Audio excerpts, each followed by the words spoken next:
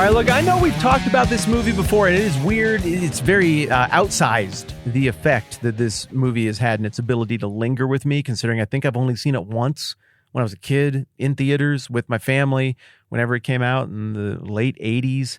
And the movie in question here is an animated film, not by Disney, called An American Tale.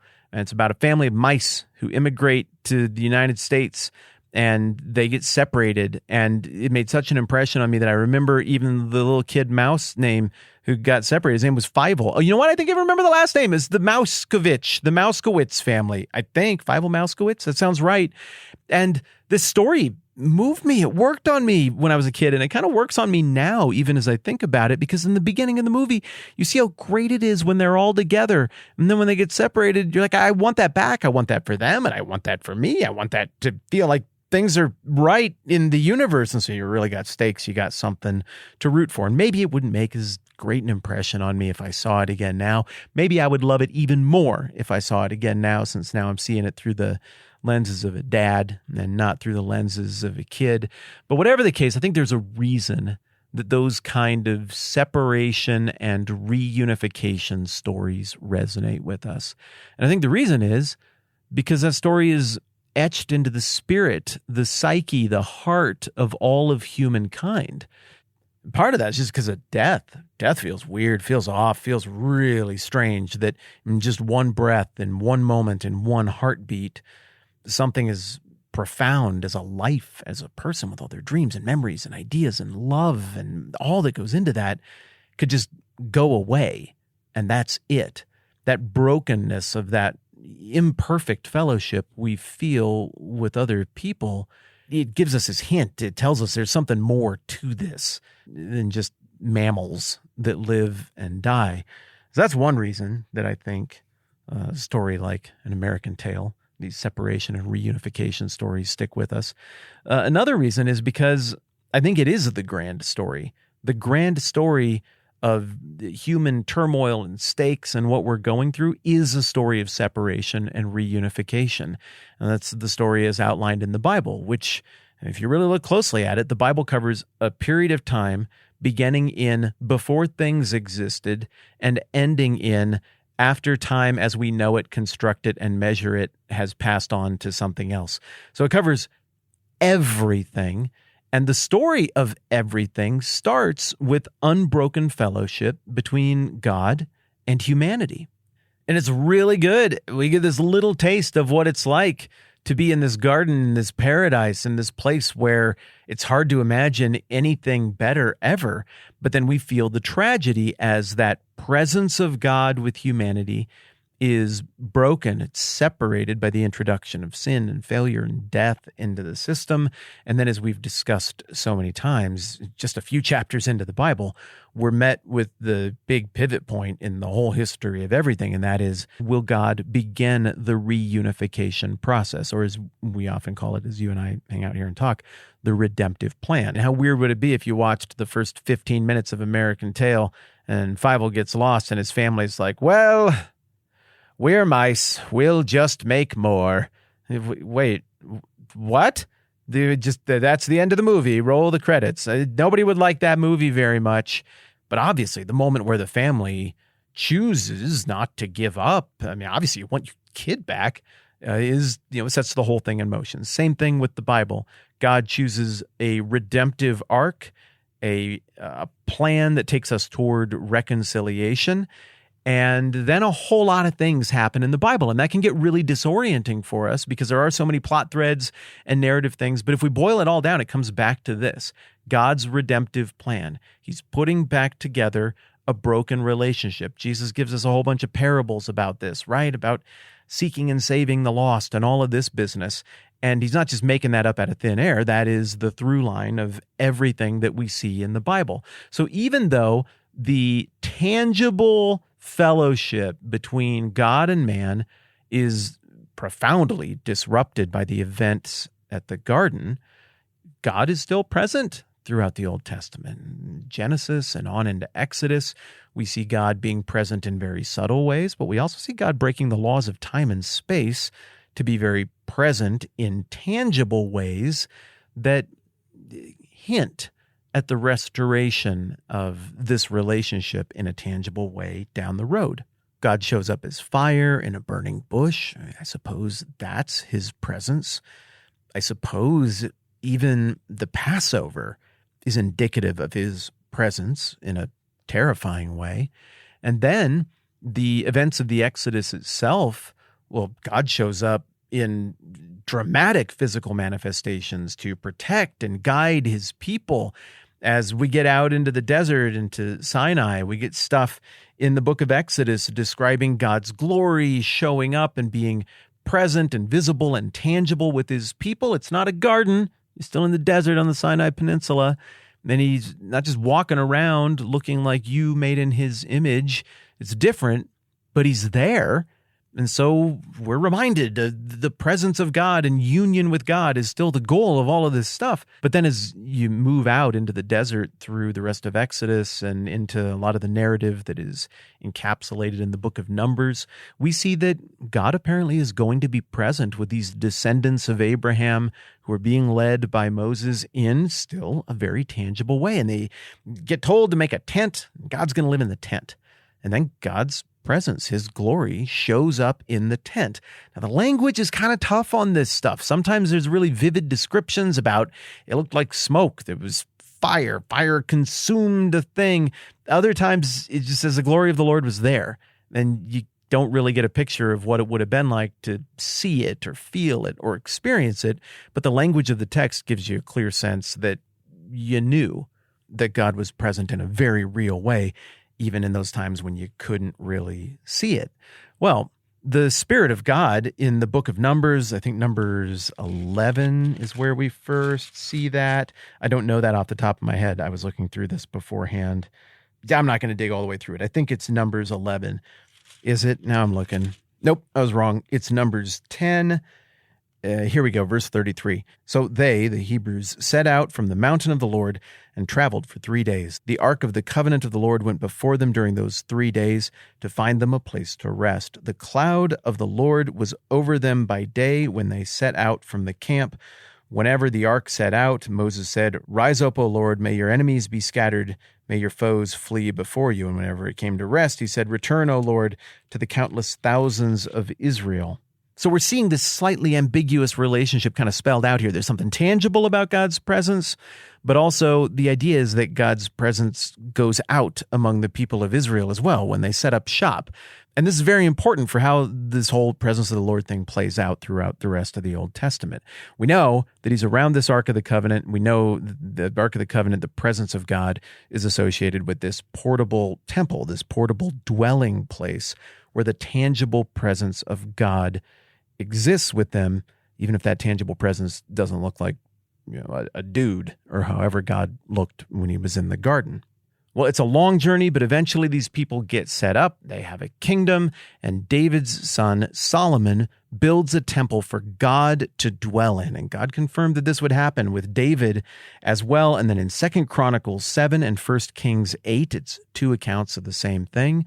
We see that there's this big elaborate dedication of this huge temple that Solomon makes, and God shows up and confirms, like, yeah, this is a go. All right, I'm in. And there's the visible presence of God, the fire of the presence of God consumes offerings. I think we get that specifically spelled out in the 2 Chronicles account. And there are rules put in place. You can't just go into that temple once the presence of God is in there. In the same way that back in the day, Moses encountered the glory of God and then had to wear a veil because nobody could even look at the leftovers of the glory of God that might still be bouncing off of Moses' face. So you certainly can't just go into where he lives. You'll die. You got to tie a rope around the guy who goes in there once a year to perform a certain sacrifice. Because if he does something wrong and dies in the presence of the Lord, you can't go get that body out. You got to drag him out by the rope. And this is how things functioned for 500 years. God dwells in that temple, or specifically in the innermost part of that temple. And there's something attached to the Ark of the Covenant, the symbol of the deal between God and his chosen people. And for a while, the Philistines have the Ark of the Covenant, and they couldn't be around the glory of God in that way either. So then it is a very troubling thing in 586 BC when Nebuchadnezzar and the Babylonians come along and destroy the temple. Now, Ezekiel, the prophet in Well, this kind of covers chapters 10 and 11. He has a vision of the glory of God departing the temple. But also in the book of the prophet Ezekiel, the presence of the Lord appears to Ezekiel while he is in exile in Babylon. Babylon is not real close to Jerusalem. If you recall, when we laid one map over the other, that's like the distance between Wichita, Kansas and Louisville, Kentucky. So what's God doing clear over in Louisville, Kentucky? He's supposed to be in Wichita, Kansas. Well, the prophet Joel clarifies that a bit further later on, saying that ultimately God's Spirit is going to dwell among all of his people, like the way it would spread out at night back there in Numbers when they would set the ark down and God's Spirit would be amongst all his people, not just a cloud guiding them. So Joel has this forward-looking vision that we haven't seen the final form of God's presence with his people yet. Well, let's go back to the 6th century BC and what happened after Nebuchadnezzar. Well, now there's no second temple. Where is God? I mean, he's out there. He's doing stuff. It looks like he's with his people from time to time, but his presence isn't tangible the way it was in earlier times we've looked at. And then enter the Persians. They defeat the Babylonians in 538. Cyrus the Great says to the Jews, you can go back and rebuild. Zerubbabel goes back and leads the way in all of that. And after a whole bunch of delays and after the passage of 2 or 3 kings, depending on how you count it, early on in the reign of Darius I the Great, in the late 520s BC, the work is resumed on the temple, and in 516 BC, March 12th, I looked it up, 516 BC, the temple is completed, the temple is dedicated, and that takes us back to where we've been in Ezra chapter 6. Why on earth would I not have just had my Bible open to that? I mean, what else am I doing with this thing right now? I don't remember. I was in Numbers for a minute. I got to cut myself a little bit of slack. So the big question is, what are we going to get here in terms of the presence of God? Is he going to show back up the way he did before, or are we not going to encounter him? And I'm just telling you right now, this episode's going to be a little bit longer because we got to talk about all of this at once, and I'm not going to span it over 2, and you got the whole weekend. So we're just going to keep going for just a second here. Ezra 6:16, the dedication of the temple. Keep an eye out for the return of the tangible presence of God.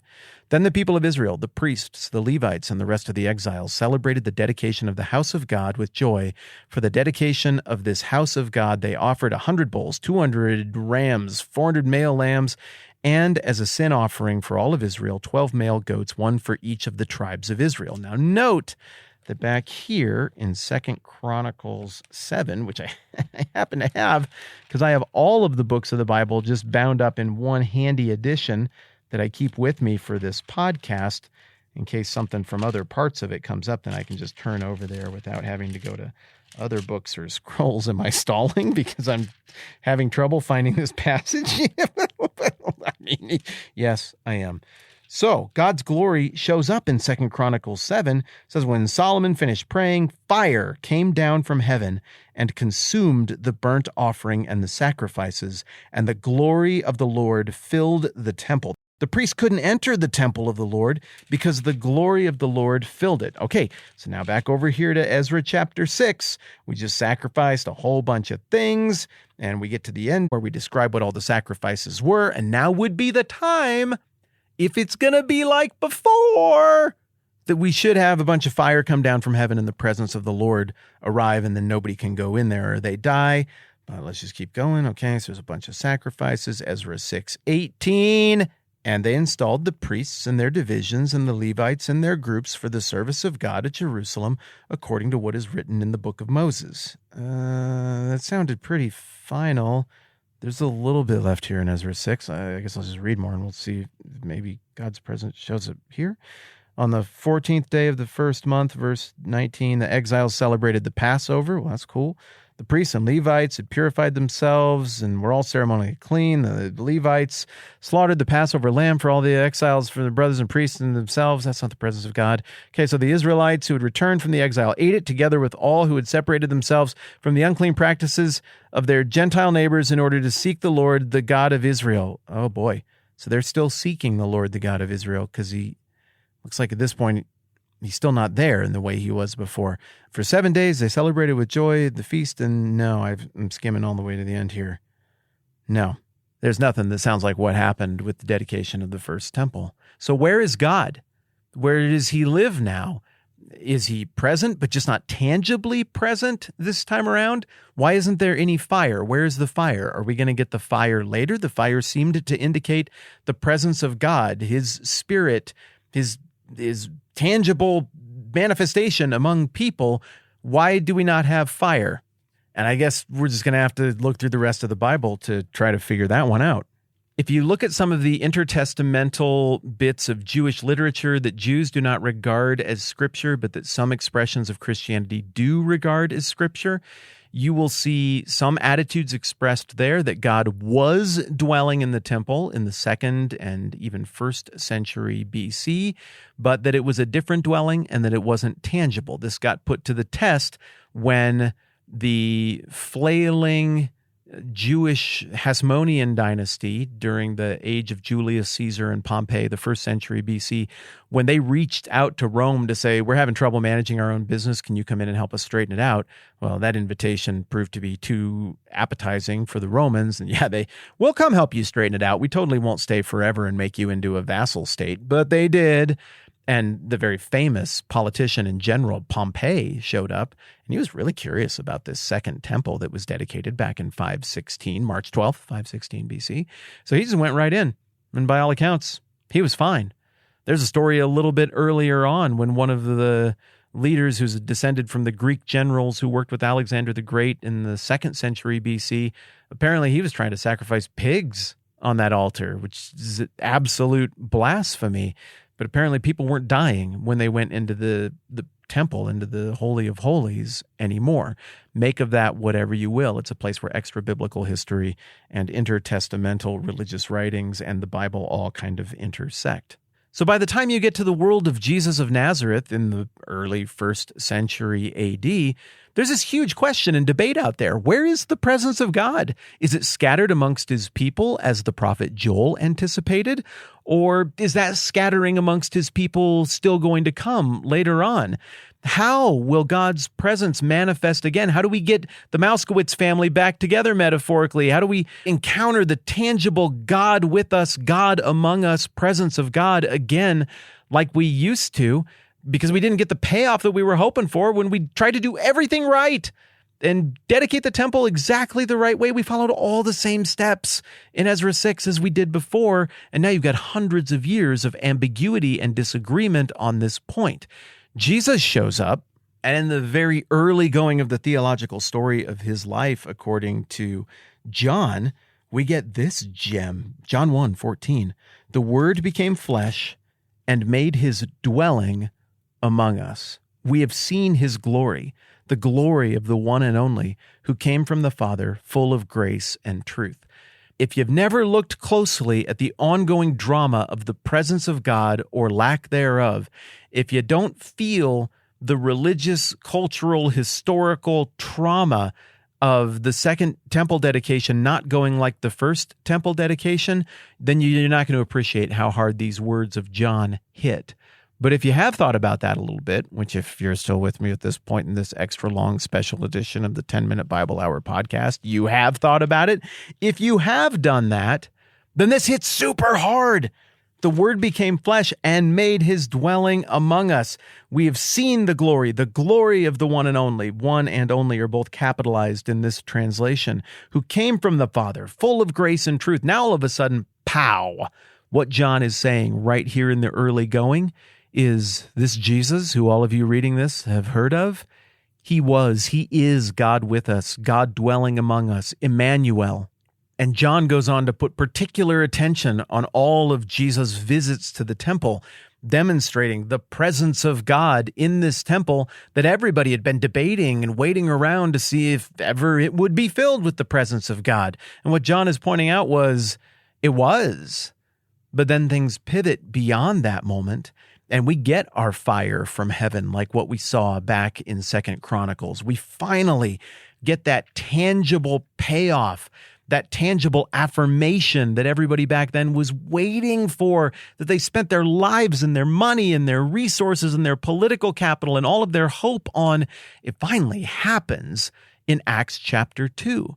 when Jesus says, hey, hang around here in Jerusalem because my Spirit is going to come upon you. He says that in 1. And then in chapter 2, the Holy Spirit, the Spirit of God, the presence of God, shows up and dwells among his people. And how is this physically manifested? Maybe you remember. By tongues of fire, little bits of fire over the top of each and every one of his disciples who were there. And they're able to speak the language of all the different people who were there. This is so much more significant in light of the big story of the Bible than just, dang, how'd they speak all them other languages? That there's crazy. Now, don't get me wrong, that's really interesting as well. But if we look at fire representing the presence of God in light of what we see in the Old Testament, it harkens back to God communicating his commissioning and his message to Moses as fire in a burning bush, which was also a fire that burned but did not consume. The disciples didn't burn up when this fire showed up. But also the idea that there is an offering being consumed, and the New Testament concept of the body of the followers of Christ being offered as a living sacrifice, that we're crucified with Christ, that we no longer live, but Christ now lives in us, and the life we live in the body, we live for these good works and to do these things in the service of the King and the kingdom. It would also seem to be evocative of God affirming using a visual manifestation of his presence, very familiar to the original audience and very familiar throughout all of the story of the Old Testament. It's a way of saying, this is an offering. I accept the offering of these people's allegiance of their lives to this commissioning and this calling that I've given them. And there's also a payoff here in Acts chapter 2 of the idea that the chosen people of God were always meant to be a priesthood, that were meant to draw everyone to the worship of God. This is all over the Old Testament. Go back and listen through the Minor Prophets and Major Prophets episodes that we did in our last season where we went through one book of the Bible per day. It's all in there. And so anybody who's reading the Old Testament has to be anticipating that eventually this presence of God is going to be for everyone. Well, what happens when these tongues of fire show up? All of a sudden, these people who are commissioned by God, offering themselves as living sacrifices to God, they can communicate with people from all corners of the world, indicating that this is for you. God's presence will dwell among the nations. And of course, most of all, it smacks of the fulfillment of what we get in the prophet Joel about the idea of God's Spirit, God's presence, being with his people in a new way. Now, the fire tongues, they went away. We don't get an account of how those dried up or vanished or whatever. And so for most of the history of Christianity, you don't see physical manifestations that break the laws of time and space that demonstrate the presence of God. But the very end of the Bible anticipates that this will be completely visible when everything is wrapped up and sorted out and done with. What this redeemed kingdom and this reunification of the metaphorical Malskowitz family looks like, the vision that we get there does not include a temple. There isn't one in Revelation 21 and 22. Instead, there's a vivid description of the presence of God being with his people. Yeah, Revelation 21:3, it goes like this, "And I heard a loud voice from the throne saying, 'Now the dwelling of God is with men, and he will live with them. They will be his people, and God himself will be with them and be their God. He will wipe every tear from their eyes. There'll be no more death or mourning or crying or pain, for the old order of things has passed away.'" All the way back to what we were talking about at the beginning with An American Tale and why stories like that of a broken relationship and reunification work for us and how that's tied in to our mortality and the odd curiosity, the unnatural thing that is death. Back to all of that, we see it all resolved here at the end. No more death, no more mourning, no more crying, no more pain. Every tear wiped from their eyes as God is present in a tangible, real, visible, realized way with humanity. So what we see then in this arc from the very beginning of the Bible to the end that has some high points like God showing up at the tabernacle, or real high points like God showing up at the dedication of the first temple, Solomon's temple, and also has some real low points like God not showing up, at least not in the way that we expect, at the dedication of the second temple in Ezra chapter 6. And some crazy high points like the arrival of Jesus, pleased as man with men to dwell, Jesus our Emmanuel. And real high points like the tangible presence of God showing up at the day of Pentecost in Acts chapter 2. That whole arc starts with an unbroken relationship, traces through all of the brokenness as God faithfully carries out his redemptive plan to put this relationship back together. And then finally, we see it culminate right here at the very end of the Bible in Revelation chapter 21 and 22 with the defeat of death, the consolation of humankind, and an even better relationship, an even better union in a tangible, real, fully realized sense between God and humanity, even than what was going on in the relationship at the beginning of the Bible in the garden. I very, very, very, very rarely do mega episodes like this, but I just didn't want to break it up. I wanted to cover it all at once so we could put it all out on the table in front of us at once and consider this whole narrative and the big points in this whole thread of the biblical narrative together at once. And we're doing all of this, remember, because we want to understand where people were at in this story arc in the lifetime of Esther. At that moment now, we can see they're coming off of a giant win. We got the temple built, but also there would be some questions about what the future holds and where is the presence of God now? Is he somewhere out there even when we don't see his tangible presence? Is he somewhere out there even when we don't hear his name specifically mentioned? These would be questions that the original audience to the book of Esther, the people who were there to live through those events, would have been asking at this moment in the grand unfolding of the redemptive story, the grand unfolding of the story of the repairing of this relationship between God and man. And wink, wink, I think because those questions would have been so prominent for those people coming off of this experience in 516 BC during the time of Esther, I think that might be why the author seems to so intentionally omit the name of God, so as to make it clear that no, the redemptive plan is still on. The presence of God is still there, even if we're in a chapter where the realized, visible presence of God isn't quite as obvious as it has been at other times.